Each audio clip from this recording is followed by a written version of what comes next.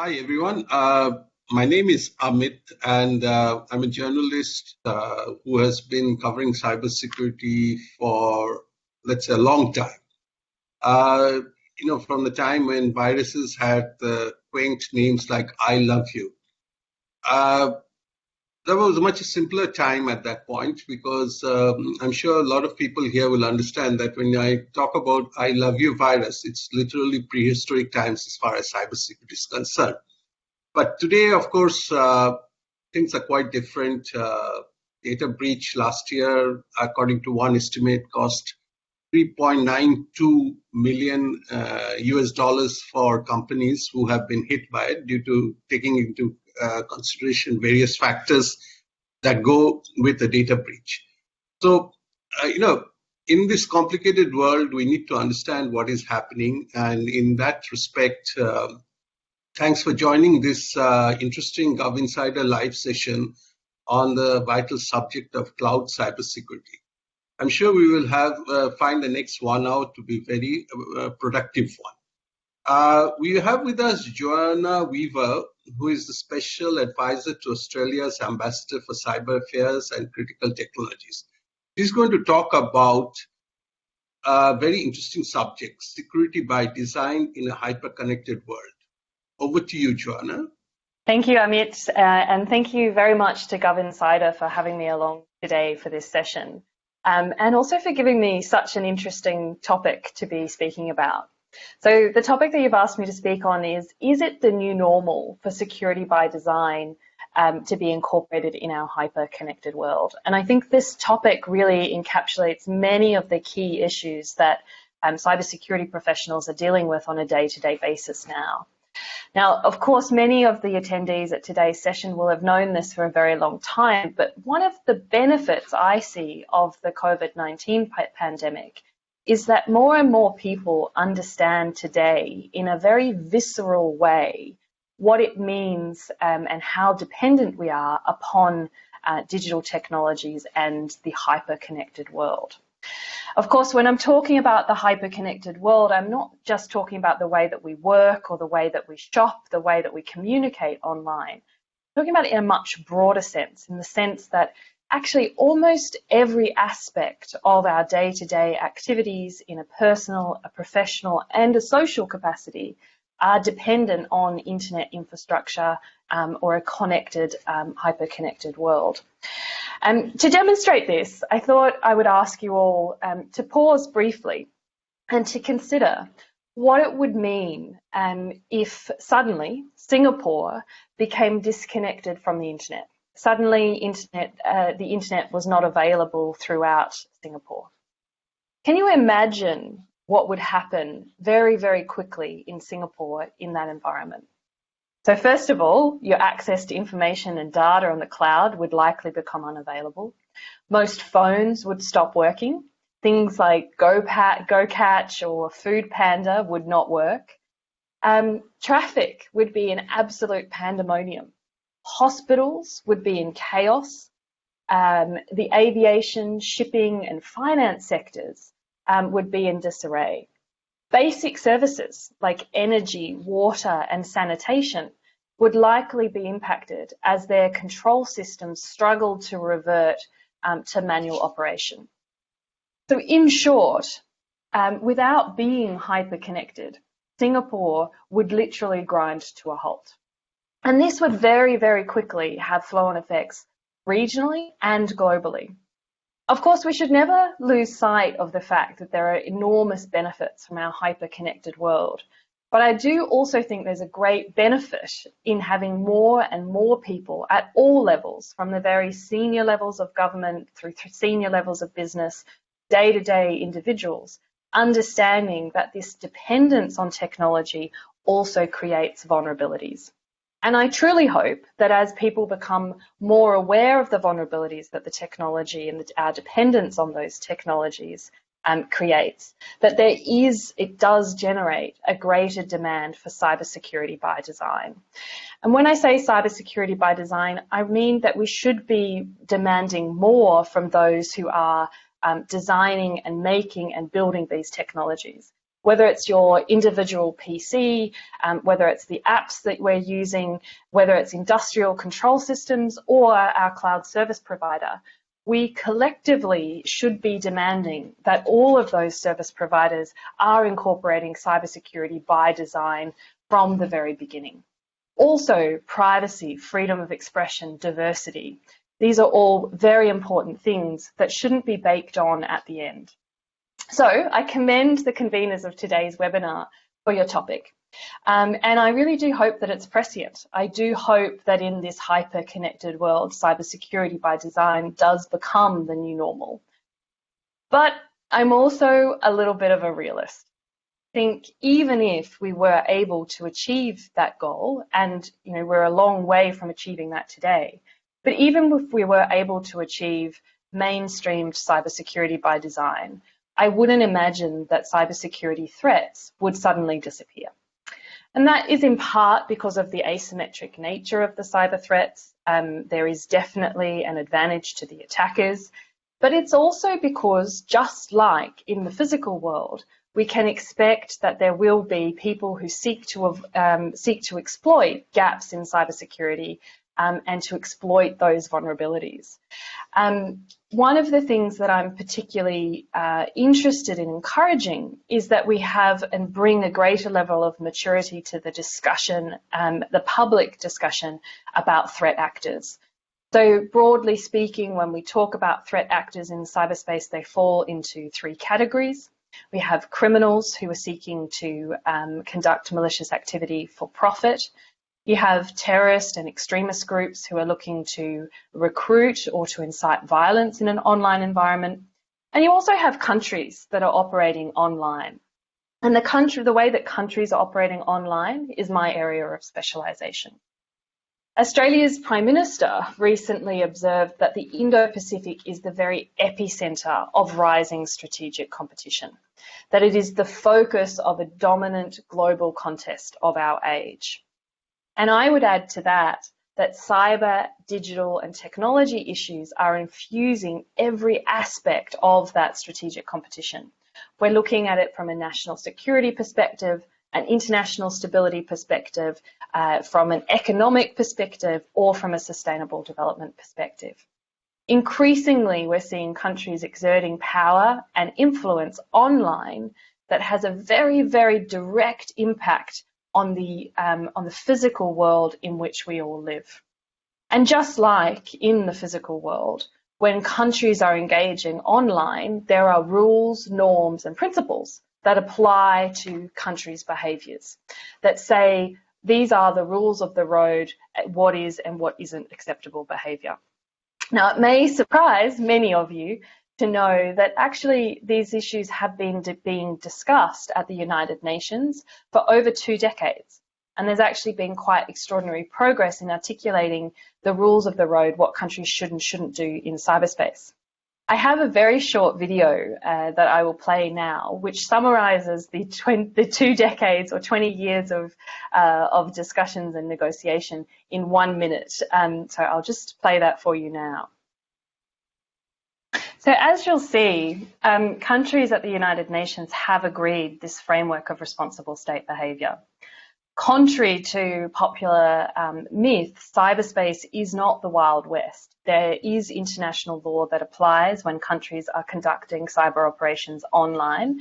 This includes things like countries should respect the sovereign equality of each other. Countries should not conduct operations that interfere in the internal affairs of another state using cyber means. Also, as depicted in that clip, countries have agreed 11 norms of responsible state behaviour.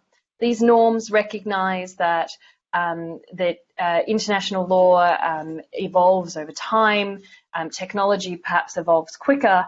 The norms are agreed to complement international law. They include things like states should not attack the critical infrastructure of another state using ICTs, that we should protect our computer emergency response teams and we shouldn't attack the computer emergency response teams of another country. So combined, existing international law and agreed norms set clear expectations of responsible state behaviour. But As many people will tell you, it's all well and good to agree what it is that countries should and shouldn't do in cyberspace, but to actually see a demonstrable impact on security, we need to see that countries are implementing these and that they're adhering to it. Capacity building is very important in this respect, and Singapore, through the Singapore ASEAN Cyber Centre of Excellence, is doing some great work. There's also the Thai-Japan ASEAN Centre, Cybersecurity Centre in Bangkok, and many countries have capacity building programs, including Australia. But even if we do get... Johanna, can I just jump in? I don't think anyone could see or hear your video. So at some point, can you just try to replay it once more so that people who have joined this presentation can at least listen to the audio, if not see the video itself? Sure. Would you like me to do that now? No, why don't you finish what you're saying, because I stopped you mid-sentence, and then after that we could just play the video. And sorry for interrupting you like that. No, that's absolutely fine. So I'll play the video again at the end of the presentation. Yeah, that would be. Yeah, essentially the video is saying that there have been discussions that have been going on for the 20-year period, and we've agreed international law and norms apply. And now we need to work to ensure that countries are actually implementing the international law and norms. But even if we get to a position where countries are implementing them, there will still be countries that are willfully violating those international agreements. And in that situation, we really do need to move beyond this perception that countries can act with impunity in cyberspace. We need to be responding when countries act maliciously in cyberspace. And another myth that needs to be busted in this space is that responses to malicious cyber activity do not need to be cyber responses. So just like malicious activity in the physical world, countries have a full toolkit of national power available to them to respond to malicious activity. This could include economic, law enforcement, diplomatic, and at the very extreme, military responses, provided that the responses are proportionate to the circumstances, comply with domestic and international law, and really keeping in mind that any responses, the purpose of response to malicious cyber activity is to uphold the international rules-based order. So to circle back to the original hypothesis that I had, and it is a gross oversimplification, but if Singapore suddenly was cut off from the global internet as a result of the malicious activity of another country, it would be a violation of the agreed framework of responsible state behaviour that every country in the world has signed up to at the United Nations. Now, these discussions are continuing now. They're not static. We're continuing to evolve this framework. Many countries throughout the Indo-Pacific region, in fact, every country in the Indo-Pacific region is engaged in those discussions. And it's really vital that we continue to actively participate in this to create and promote a peaceful and stable online environment, which is in everybody's interests. Indeed, in my view, in today's hyper-connected world, maintaining a peaceful and a stable online environment is actually the challenge of our times. So I'll stop there, and Amit, if you like, I'll have another go at playing the video. Perhaps if you can jump in and let me know if. To promote stability, the members of the United Nations have developed a framework that clearly articulates what states should and should not do in cyberspace. This framework for responsible state behaviour has 4 pillars. The first is that international law, including the Charter of the United Nations, applies to state conduct in cyberspace. Next are 11 agreed norms which set clear expectations of responsible state behaviour during peacetime. Those norms are supported by confidence-building measures which strengthen transparency, predictability, and stability. The last pillar is cyber capacity building to ensure all states can harness the benefits and mitigate the risks of increased connectivity. All 193 UN member states have endorsed this framework. including in UN General Assembly Resolution 70237. Want more information? Visit un.org/disarmament/ICT-security or dfat.gov.au/cyberaffairs. Thank you. Hopefully everyone was able to see the video that time. Over to you again, Amit. You raised some very interesting points, which hopefully we can discuss a bit later during the panel discussion. But before we go into the panel discussion, we now have another very interesting presentation by Jeffrey Koch, who's CyberArk's APG VP. And so he's going to share on security in the next normal. Over to you, Jeffrey. Thanks, Amit.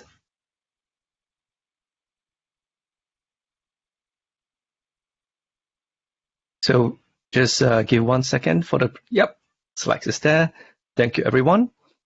So like Amit, I started at a time where I actually get to see the I Love You virus. And this is a very different world that we live in today. Next. So everyone connecting from home will know that we are, I don't need to explain the the current situation that we're in, right? The challenging pandemic. The pandemic also brought about unprecedented amount of the workforce that's working remotely to protect ourselves. And this remote workforce also drive the organizations to think about, is this going to be sustainable? And what to do with a lot of the legacy infrastructure. And as a result, most organizations are now looking at adopting what we call a cloud-first strategy. If everyone's going to be remote, then cloud is going to be a lot more compelling and a lot more important for the ongoing business. And as a result, it's been widely coined that the COVID-19 is actually the fastest push factor for digital transformation. And it doesn't look like the world will go back into the previous normal.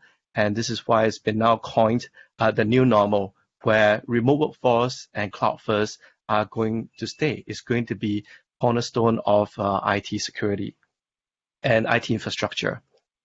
Next. Well, it's not only the organizations that are adapting to the new normal. The hackers, especially the cyber criminals, are really thriving in this space. You have seen a lot of wide-scale disruption all over the news with new techniques, new capabilities, and it's affecting pretty much all sectors in the world. So maybe it'd be interesting to see what is it that's causing this. Next.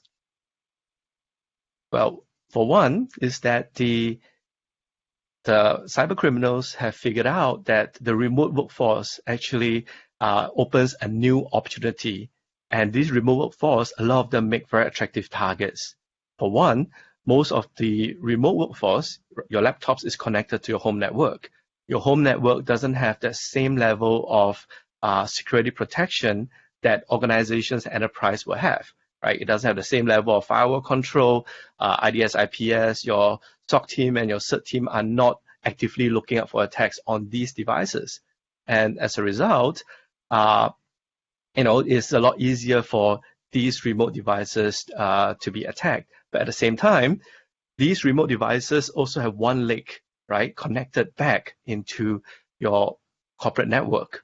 So in essence, that became a conduit, if you will, for the attackers to attack these devices and then go back to the corporate network through the corporate VPN. Now, a lot of you might be wondering, VPNs existed for a long time, so what changed? The change is the percentage, right? The volume of remote access workers, remotely connected device, and more importantly, in the past, most people are connected remotely for a short period of time, maybe for a few hours after work. But now, most of these devices are perpetually or constantly being connected, and thus make it a much wider attack space. Next. with the attackers also come up with new methods or combination of methods. So one of the new things that surfaced was what we call the maze ransomware. So what makes this ransomware different is that they have now added the ability to not just encrypt the data on your computer, but also extract and steal those data.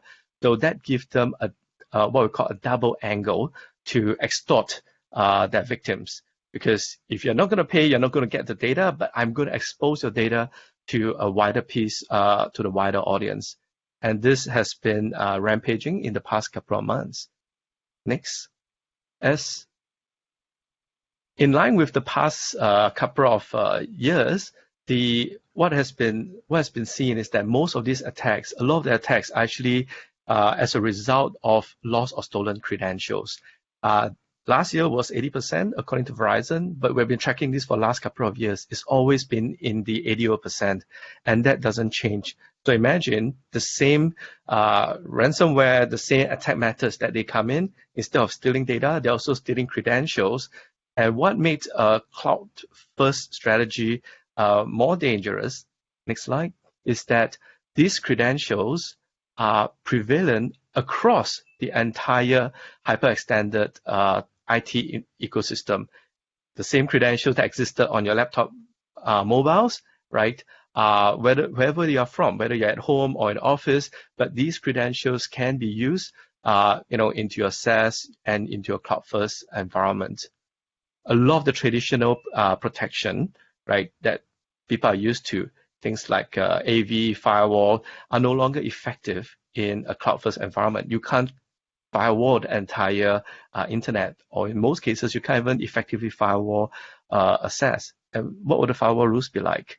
So we believe that to effectively protect cloud-first, right, you need identity security, because identity is the only prevalent or the only constant that exists across the hyper-extended cloud-first ecosystem. Next. And what does this identity security look like?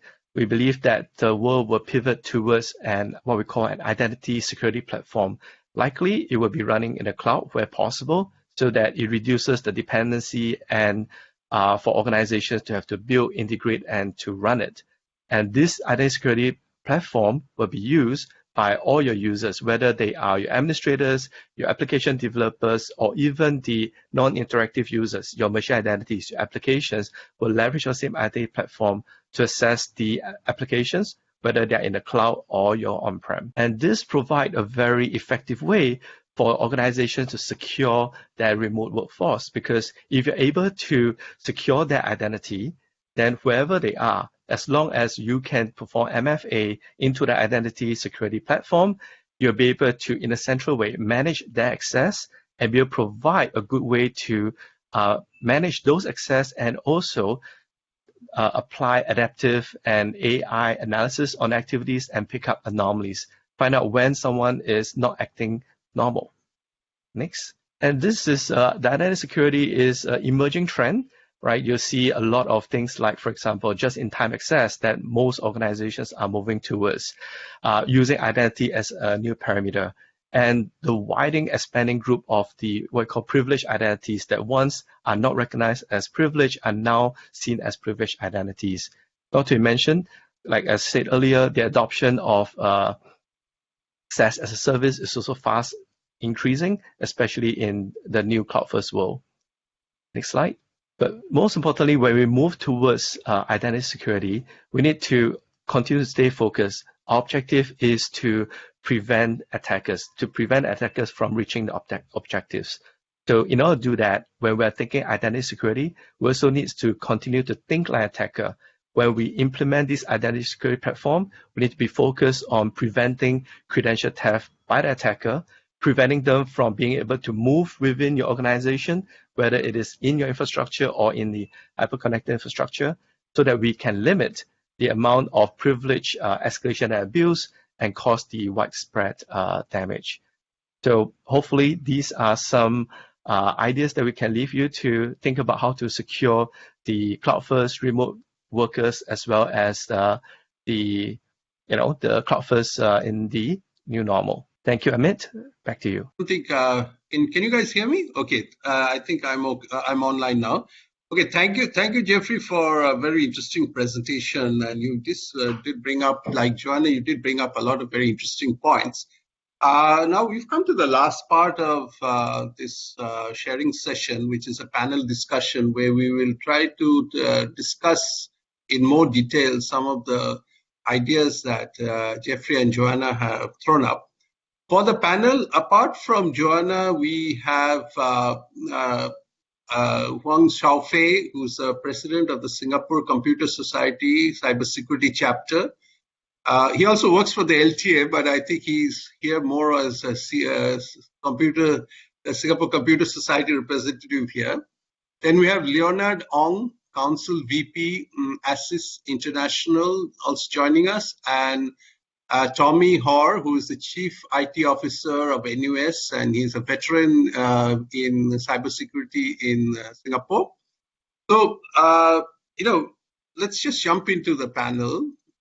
I think that both Johanna and Jeffrey, highlighted some very interesting points. Johanna said cybersecurity by design is required.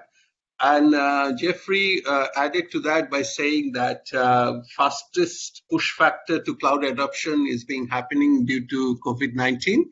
And then, of course, the other very interesting point is identity security platform being used for authentication. Now, I'll start with Shao Fei. With COVID-19, Singapore government has, come out with some very interesting measures, like say safe entry, which is a cloud-based platform and used to authenticate people who are going into public places and when they're leaving, and it's seamless and it's working very popularly. All you need is to swap a QR code on your smartphone and you're in. Now, going forward in a post-COVID world, these new techniques and these new authentication factors, do you think they can be developed further to sort of be used more in a wider format, as Jeffrey said, for a platform for authentication, multi-factor authentication of users of various cloud services? Yeah, absolutely. I mean, actually, you have already given an answer, right? So a lot of these technologies that we have been using for authentication pre-COVID has kind of evolved as well.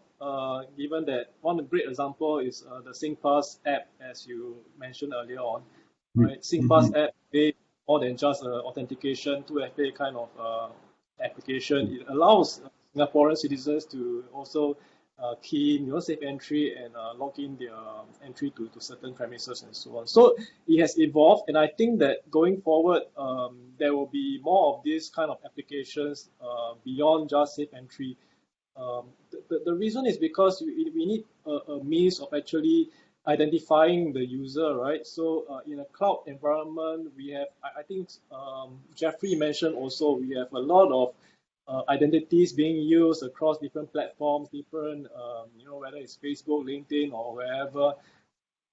I think the time will come when you have to have a single or maybe a smaller subset of identities that you use, and then to use those for applications as well. I mean, it's not just for government, but also for private businesses and so on. So definitely, just to answer your question, there's a lot of scope that, future applications, authentication-wise, will actually have to expand and for different use cases.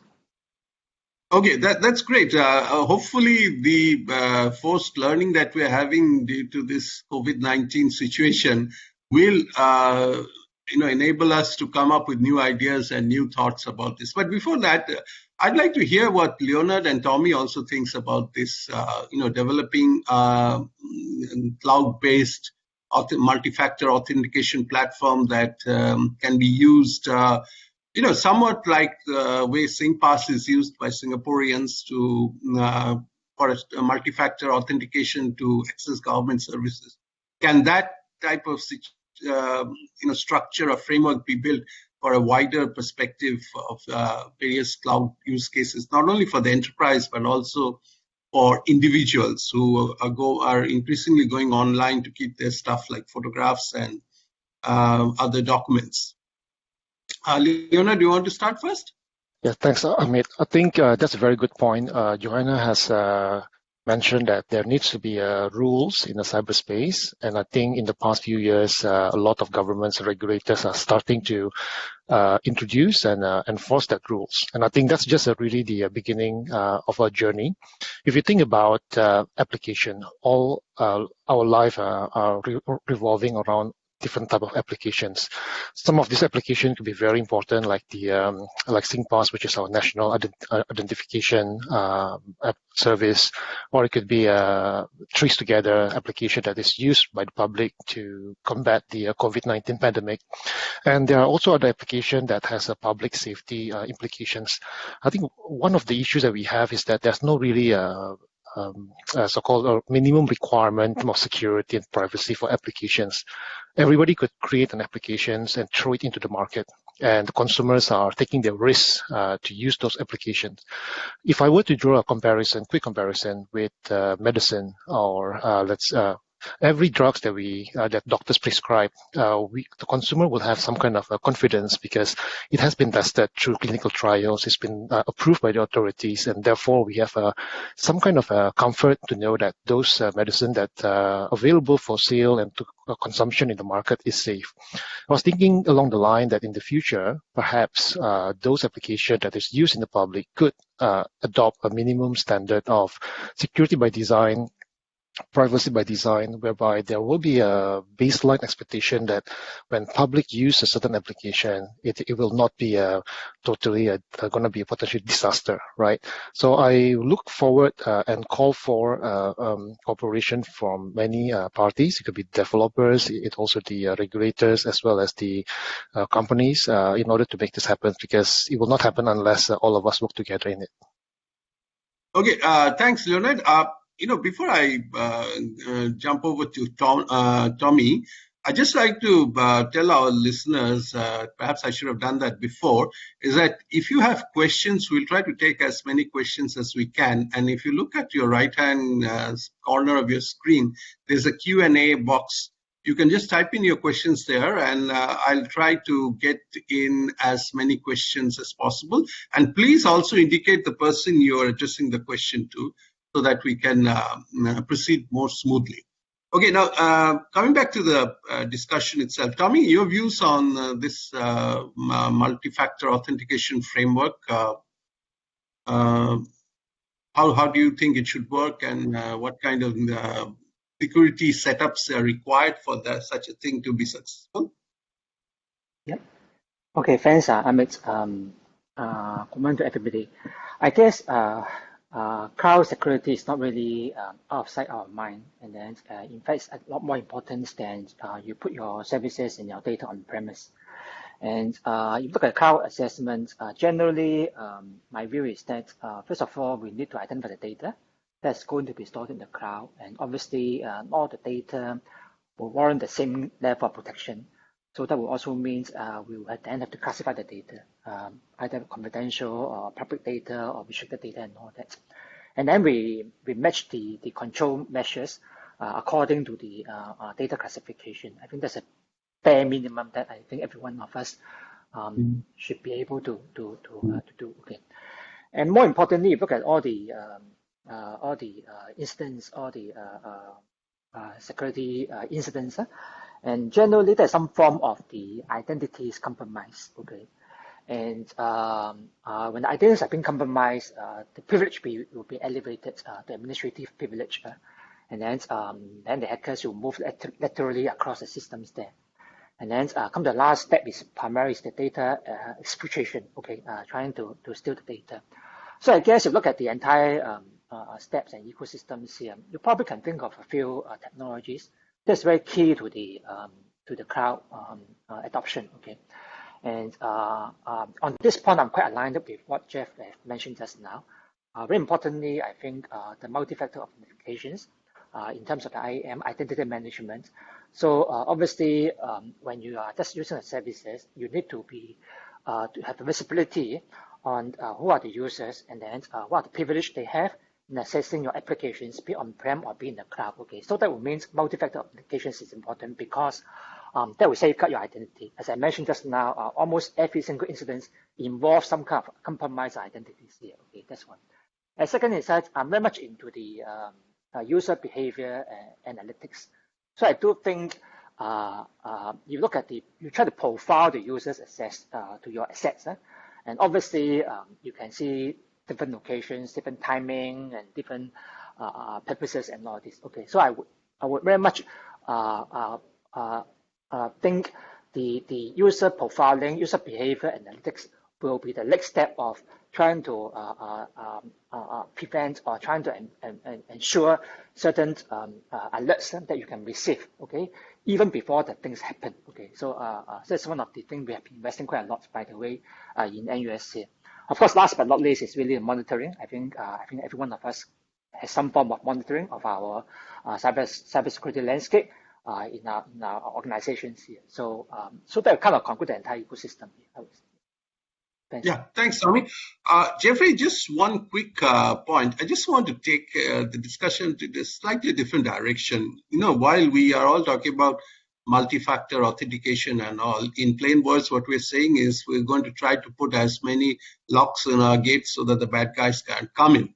But I mean, everyone here who's in cybersecurity knows that the real key of a good cybersecurity system is not if you can keep the bad guys out, but if you can, what happens if the bad guys come in? How minimum damage can you allow them to inflict, and sort of before you catch them? So you want to throw some light on that aspect. You know, we are talking about cloud, we're talking about multi-factor security, we're talking about how we can stop the bad guys in. But if the bad guys come in, if you can stop them from exfiltrating data or putting in malware or ransomware or what have you, then I think that's half the battle done. So any thoughts, general thoughts on that aspect? Yep. Thanks for the question, Amit. So I think it kind of goes back to what we shared about identity security. But if you think about identity security, it is not just letting the first person get into the door, right? Just you prove identity that you're the right person coming in. But just because you're the right person doesn't mean that you should be, ransacking somewhere, set fire or stealing things, right? So identity security needs to be an ongoing prevalence. That means once after you log in, you still got to monitor to see when does, say, Jeffrey doesn't perform like Jeffrey, when Jeffrey doesn't look like Jeffrey, or Jeffrey does something that is not allowed to. So identity is not just authentication or who you are, it's also on access control, it's also on monitoring, it's also audit. And today, there are technologies already out there that you can leverage on to detect for what we call abnormal behavior, or when, Jeffrey turns bad. So I think a lot of these will help in addressing what you have just asked. Yeah, thanks. But if I were to use a quick analogy, you just don't put a camera in front of your front door. You put cameras in every single room in your house to find out who's doing what. Okay. I want to go to Johanna with a slightly different take based on her presentation. We've been talking about the mechanics of multi-factor authentication, but if we take a step back and talk about the United Nations discussions and all, for 2 decades, as you said, there's this discussion is going on, and there are a set of rules. And he also said very strongly that if bad actors, bad threat actors from other countries were to cause harm, then all possible responses were on the table. Now, all this is fine, but I was thinking that could you think of a situation where at some point of time, some country or some big multinational organization will just get exasperated being attacked from certain countries, and then they say, hey, you know what? We're not going to allow people from those IP addresses to come in. So essentially what I'm saying is that if we were to go to a big, large multinational cloud service provider, let's say, without just on the top of my head, I'm saying, let's say we were to go to Amazon. And if we have this kind of system, maybe the type of access I'd have on Amazon website from sitting in Singapore or you sitting in Australia might be quite different for someone who is accessing from, say, North Korea.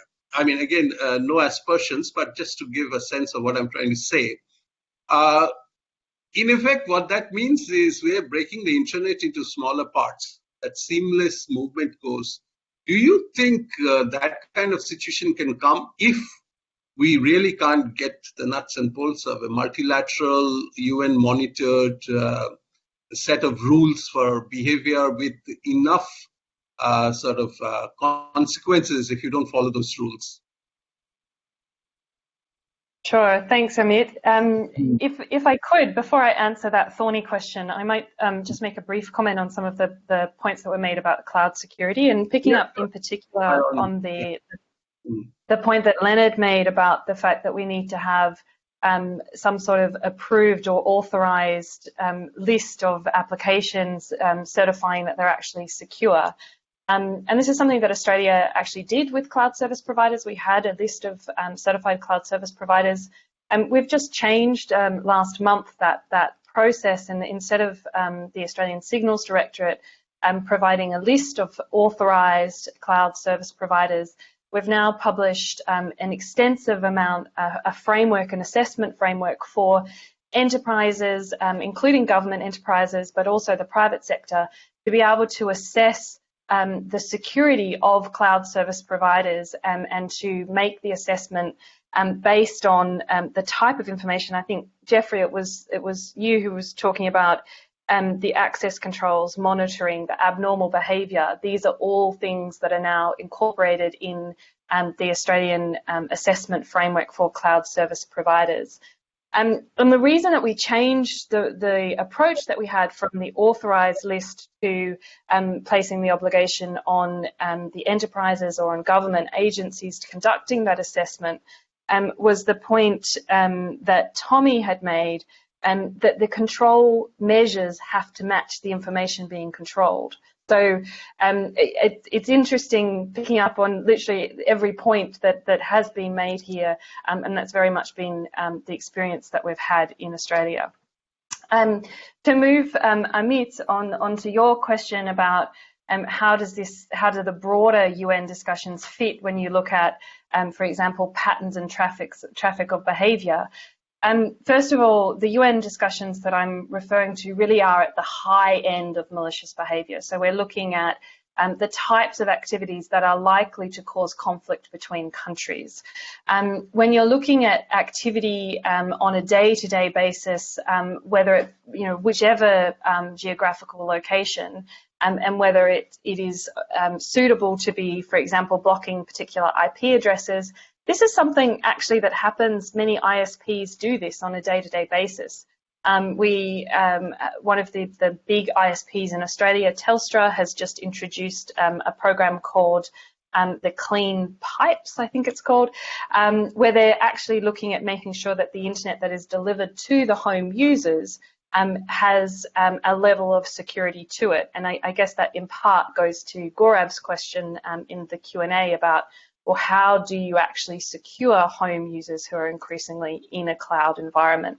So I think, yes, it is possible to do that, but when you do that, you have to do it in an environment that ensures that you are not, as you referred to, Amit, fragmenting the internet. So it has to be for a legitimate security purpose that is a verifiable, auditable security purpose, not for example, censorship or control. Yeah. Okay. That's a very interesting response. I think Gaurav also came up with asking about what about Netflix? You see a different Netflix options in Singapore than you see in the US. But I think, Gaurav, that exactly may not be the right kind of example in this case, because you see that happens. We see different set of movies in Singapore as opposed to the US, not because of any cybersecurity rules, but because of licensing rules. So movies have different territories, which I think is terrible, but that's my personal opinion. Licensing as a result of which, and then there's also some movies which are censored and cannot be shown in Singapore for whatever reason. So I think that a different choice of menu for Netflix or Amazon Prime or any other of these OTT platforms is a different issue than from cybersecurity. I think as far as cybersecurity is concerned, both Netflix, Amazon, and all the other people probably use the same set of principles that they use throughout in the US, in Singapore or Australia or anywhere else. So yeah, okay. Johanna mentioned a very interesting point about how we can prevent bad threat actors from different geographies from harming, ordinary users in places like Singapore or Australia without fragmenting the internet. I was wondering if the other panelists would like to give their comments about this. It's a very interesting point. I think we could explore it a bit more. How about Shao? I think it's already happening. Well, even beyond fragmenting the internet, we are looking at the entire IT industry being fragmented, right? The US and China, and the talk about 5G. So 5G is a classic example. I mean, you may want to go into that later on in one of the questions, but I think 5G is going to change the way we use the cloud. It's going to accelerate the adoption of data-centric devices right at the edge, even for smart devices. I mean, in Japan, recently they announced the use of smart utility meters. So we have also done some trials in Singapore. But I think it's going to be the norm, with all these kind of interconnected devices. So we don't really know where our data is going to. So that's the other concern I have about, it's not so much about the internet fragmentation, but actually the data sovereignty, right? We don't really know where our data is going to be at. Well, of course, governments are saying that we only allow certain cloud services if, there's it's geo-fence in the country and so on. But how sure are we that it's going to happen maybe 5-10 years later? Because it's really a question of business proposition and also practicality. So that's one. And the other thing is also about the users. I mean, we have been talking about technology, we've been talking about all these things, right? But really, at the user level, I mean, I'm glad Amit brought up the point about Netflix, because there's a certain degree of self-censorship, right? Because you do have the right, the ability to decide what your children can watch and all these things. So that really brings the question, at the user level, what are we expecting the users to do, right? Because at the end of the day, the last mile of defense, the last frontier is actually the user. If the user takes a stupid action and does something stupid online, whatever technology you have, whatever identity, all these access controls you have doesn't really matter, because they don't really care about what happens to them on the internet. So that is the other thing.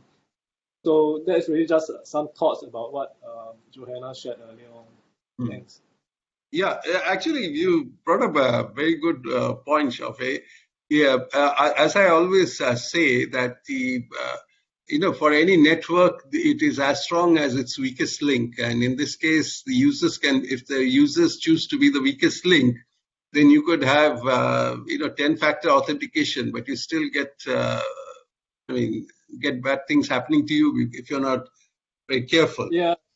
So to a certain degree, the COVID-19 pandemic situation is a classic example of that, because previously people they don't really care about what happens to those people around them until the government decided that everybody has to put on a mask. And of course, certain countries are well, right? So, but certain countries like Singapore have mandated it. And it kind of like the social behavior, the social norm has also changed because of the COVID situation. So I think in the cloud first world, as we are seeing it today, the norms are changing. But I think it is also possibilities of whether it's the government or even the private sector to really change some of this social behavior and maybe influence them to go in the right way. Okay, Tommy, your views on this? Yeah, I guess not only the internet or data are very fragmented. My view is also the technologies today are also quite diverse, and obviously the weakest link is still the people, And but on the other hand, I guess what is more important is to develop standards across industries, and then to be able for the enterprises to adopt, and as well as to do some self-assessment here. So I think preparation for incidents and all this, and preemptive actions are all these are important here. So I feel if I have to just focus on certain technologies, very much today is machine learning, AI, try to do some predictive analysis and try to prevent that from happening. Okay, so I guess with the technology so fragmented, no silver bullets here, and we just have to focus and invest further on all this. Yeah, Leonard, any thoughts? Yeah, so I think what I'm hearing is that seems that things are getting out of control, but I do see a light at the end of the tunnel. If you look at the regulatory space, the personal data protection or data privacy frameworks are getting more mature in different parts of the world. More and more countries are having their own legislation, and they're enforcing it also stronger than before. Like certain countries, Singapore, Hong Kong, Japan, Korea, even India last year came up with the privacy bill as well. So you will see that this regulation coming up at the national level, at the regional level, or even at the global level.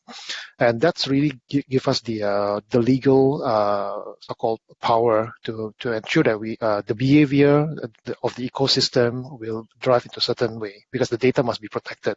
And because of that, it also means that the ecosystem player can't just do anything with the data that's collected. They can't just transport it anywhere, right? So I guess it's still in the works, but I'm quite optimistic that it's not like we are losing control and then we don't know where it's going, because there are some shaping drivers around it.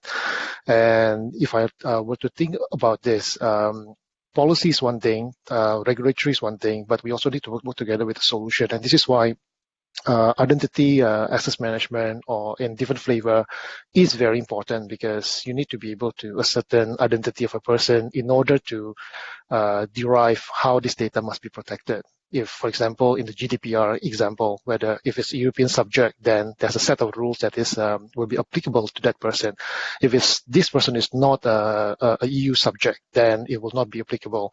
And how do we establish that identity in the cloud-first world? Because everyone is like a global citizen in the cyberspace, right? So you don't really have a physical home in the cyberspace. And this is why I think we need to have more and more sophisticated identity technologies like the Zero Trust, Federation, and what we have all now. It has to be brought forward more than just at the national level, but hopefully at the cross-border national level. Just to give you one practical application. Every country now is coming up with a Trace Together application. Now that many countries are looking at opening up their borders, let's say if Singapore traveler would like to go to Malaysia, how do we able to track the status, who this person has come into contact? Because the data is kept at national level. There's no common identifier, there's no data sharing, and coming back, it's all about identity. So I think we need to really find an innovation. How do we establish identity and protect them in the cloud-first world? Thank you. Yeah. Thanks, Leonard. You brought up some very interesting points. I want to go back to a couple of them, but before that, quickly, Jeffrey, you have any thoughts you want to share about this particular issue that we're discussing? I think there's two things, right? There's the regulatory framework as well as there's the technology. So a lot of problems technology can solve, right? We can share the data, but without the the jurisdiction framework, the laws and the inter-country agreements on how these will be applied, right? Just like think about extradition laws, right? It is on a by-country basis. There needs to be a framework for governments to agree upon how they are going to so-called share the data, set the laws and the governance around it, and then the technologies can very quickly make that happen. Thanks. Okay, we are almost running out of time, and there's some very interesting questions that have popped up in the Q&A box. I'm sure all you panelists have access to that. Some of these questions are directed to specific panelists. So if you could just have a look at that. But before we jump into the question and answer, I want to put in one last point here. and with I'd like some quick responses from all the panelists.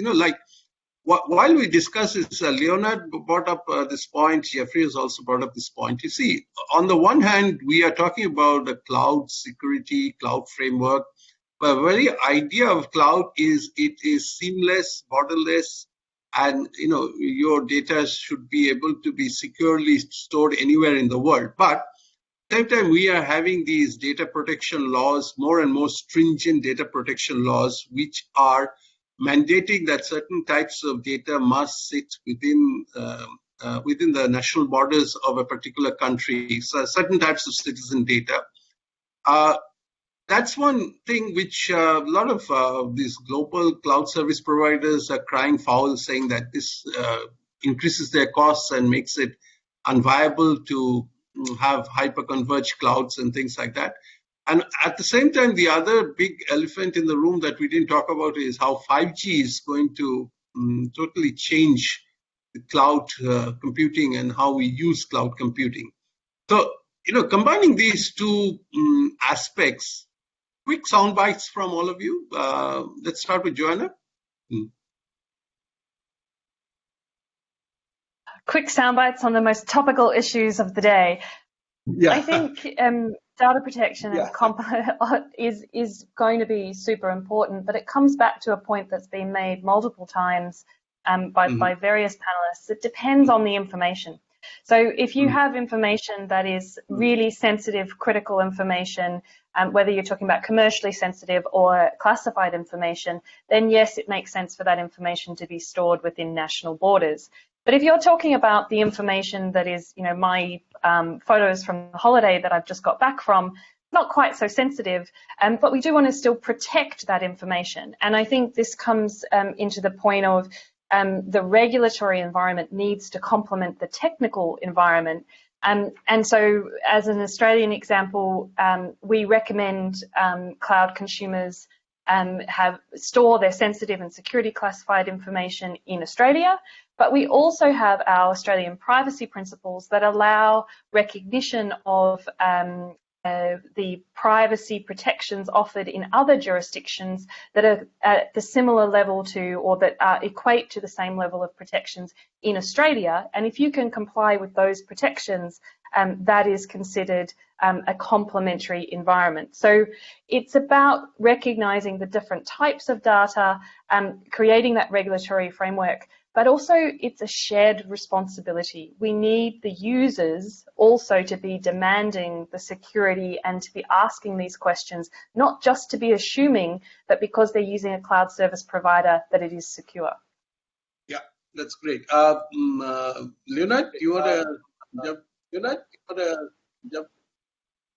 Yeah, so probably my soundbite will be that if we do the right thing, the profit will follow, right? So all this investment and cost in doing the right thing, protecting data, securing our infrastructure, it will help a company to achieve the objective. So that's not something should be seen as a cost or something that is, unnecessarily something that we have to avoid. And I think we have seen the cyber incident cost has risen. Back in 2017, we have a NotPetya, which the company that I work for was hit. And we know that 3 companies that was hit cost them $300 million each. So that is the magnitude of a cyber breach, cyber incident impact. So once again, do the right thing, and the profit will follow.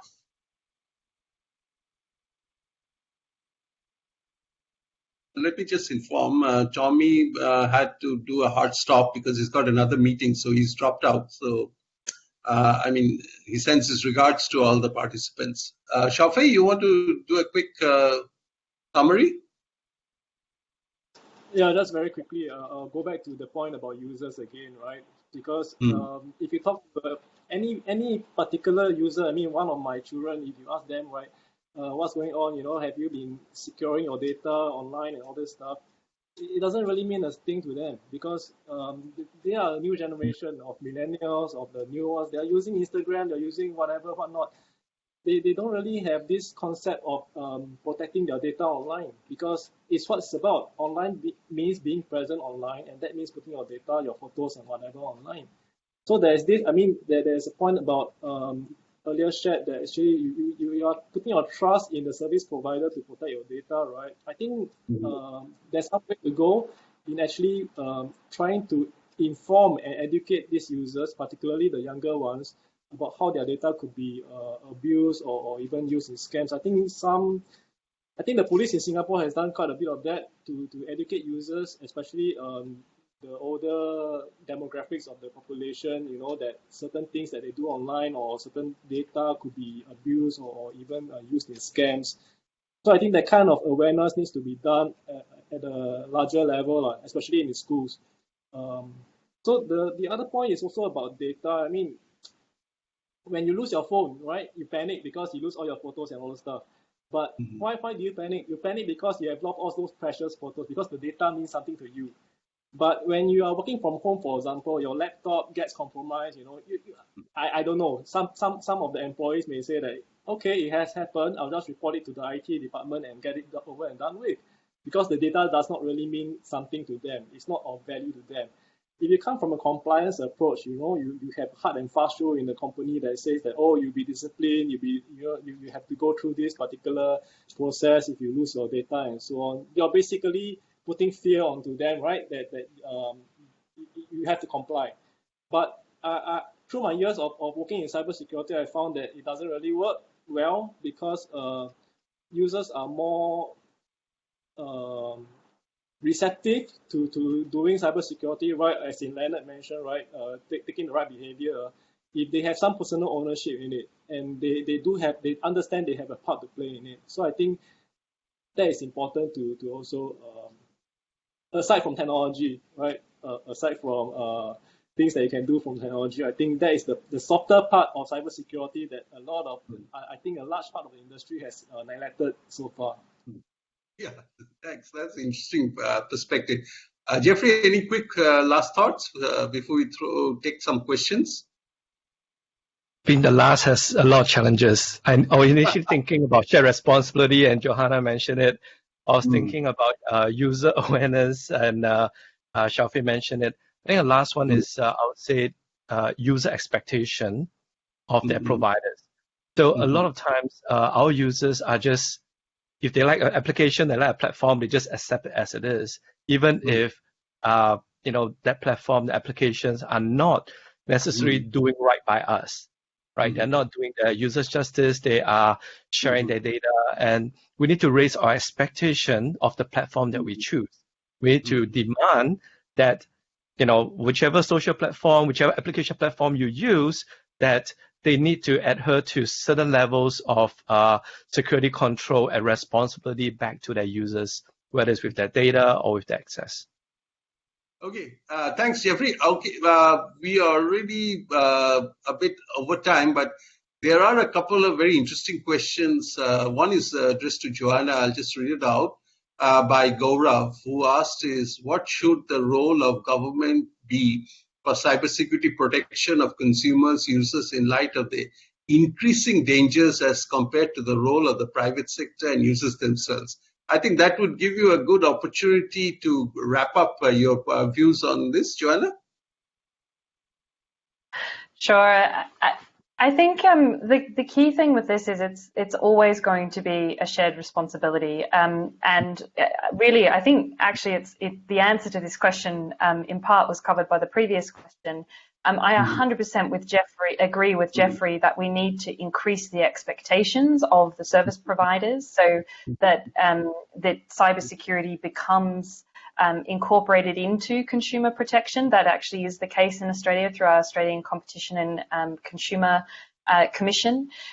We need to increase the awareness of the individual users, but we also need to create that regulatory environment that if companies are not meeting their obligations, that there are consequences for them not meeting those obligations. And we have some interesting cases that are being taken by the ACCC at the moment in Australia.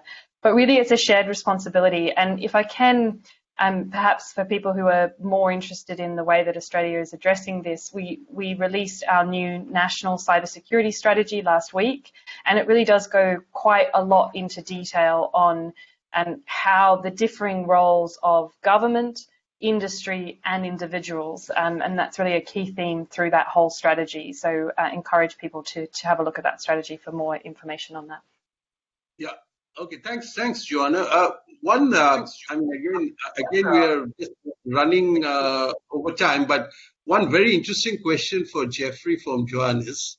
He's asking, when cyber attackers are using cyber stealth and go underneath the file system to add themselves to allow a list of EDR and PM, even with multi-factor authentication and strong encryption, it renders them invisible to those systems.